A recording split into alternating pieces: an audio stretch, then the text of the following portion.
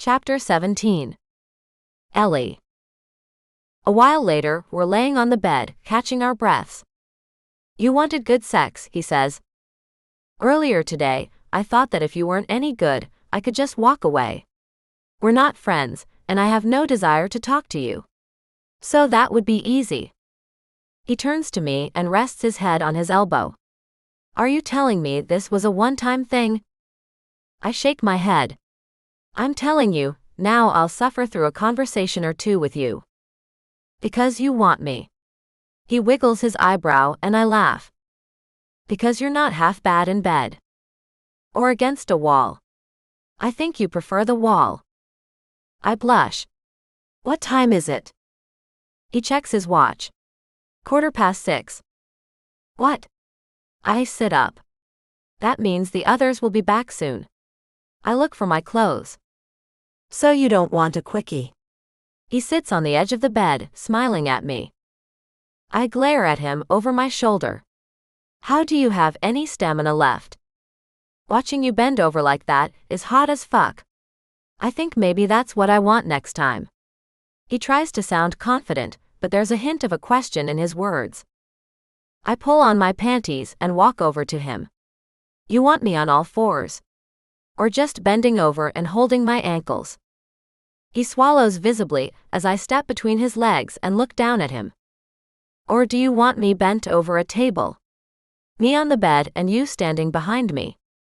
"All of that," he says with a thick voice. "I want all of that. Whatever you will let me do to you." I can't stop the smile, so I quickly turn away and pick up my bra, giving him another taste of his fantasy. "Get dressed," I say. "We have a movie to watch." His hands grab the sides of my hips. "You enjoy tormenting me." "I do like it when you scream." I put my arms through the bra straps and bring it to my back. D takes the clasp and fastens it.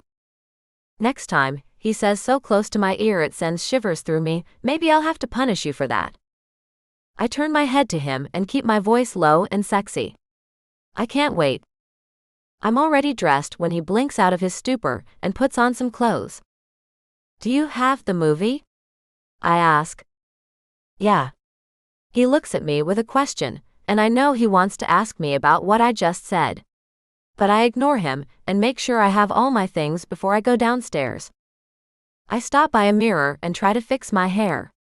He follows soon after with his phone in his hand. "Julian texted," he says. "They're on their way back and they're bringing Chinese."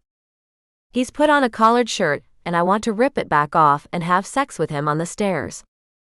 "Don't look at me like that when they're around. If you do, they'll figure it out."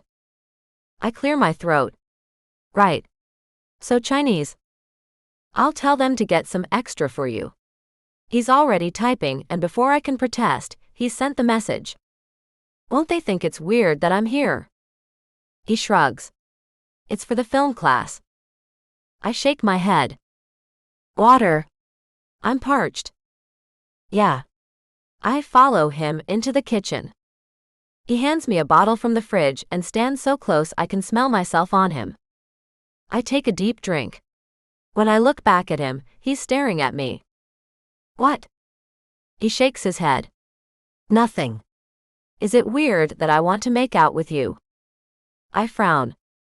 "A little." Except it's not. Because I want to make out with him too. I want to share a blanket with him and kiss, and maybe let our hands wander as we pretend to watch a movie. I reach out and adjust his collar.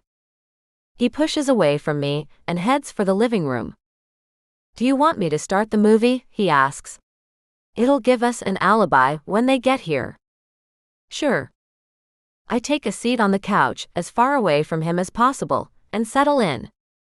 I'm able to follow the plot enough that I flinch when the door opens and Julian, Jenna and Noah show up. D pauses the movie when they gather in the living room. "Ellie, I didn't know you'd be here." Jenna brings over some containers of food and comes to sit next to me. "Yeah," I say and stare at the food. "She had some trouble with the movie." D nods toward the screen, where a group of coworkers are sitting around a table at a restaurant. "Oh well, I'm glad you're here." We got you the shredded pork and some egg rolls. Thanks. The guys load container after container on the table, and we dig in. So Knightley scored? Dee asks. Yeah, Noah says between bites. He talked that sorority girl into going on a date with him. I guess you didn't have any luck then? I ask. He shakes his head. Nah, no self-respecting woman will go out with me. I shake my head and devour another mouthful of pork. Man, Julian says. You'd think neither of you has ever seen food before. He gestures from me to Dee and I glance over. We're wolfing it down as if there's no tomorrow. I guess I forgot to eat, I say. You're even hungrier than us and we've been walking around all day, Jenna says. Dee shrugs. It's good food. We both slow down after that. And I do my best not to glance over at him. If I do, I know the images of what we did to get so hungry will flood my mind. So how much of the movie do you have left? Jenna asks. Maybe an hour. I only just got here when you texted. I try to sound as if I don't really care if they believe me. Do you want to watch it with us? Jenna looks at Julian. If you want. Noah declines the offer and heads up to his room. Jenna and Julian sit next to each other on the couch, and I pull away from them. Dee has moved to an armchair. As we watch the movie, I can't help notice that Jenna and Julian aren't touching. It doesn't really surprise me. Jenna does not like public displays of affection. But I also notice Dee frowning at them a couple of times. When he's not frowning at them, he's glancing at me. I try to glare at him to stop looking, but he doesn't get the hint. So I get out my phone and try to text him, without Jenna noticing. Stop looking. He gets out his phone and smirks. I know your cum face now. I want to see it again. I glare at him. That's not going to happen here and now, so focus on the movie. It takes a while before he sends a reply, and when he does, I almost laugh out loud. It's a gif of a sad monkey. I try to glare at him again, but he's seen me smile and is smiling back. I shake my head and turn my attention to the movie.